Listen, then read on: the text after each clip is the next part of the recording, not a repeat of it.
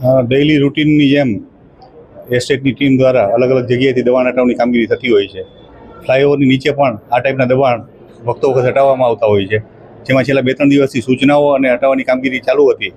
આજરોજ ગયા ત્યારે ત્યાં જે લોકો દબાણ કરતા હતા એ લોકો પહેલેથી તૈયારી સાથે જ હોય તેવું લાગતું હતું અને તેઓ દ્વારા પથ્થરમારો અને મરચાના સ્પ્રેથી સ્ટાફ ઉપર હુમલો કરેલ છે અને એમાં 4 લોકોને જે એસ્ટેટના સ્ટાફ છે એમને અત્યારે લાગી ગયેલું છે અને એને અત્યારે જેઈ હોસ્પિટલમાં એમની અત્યારે સારવાર ચાલુ છે. પોલીસ ફરિયાદ ચોક્કસ કરવામાં આવશે.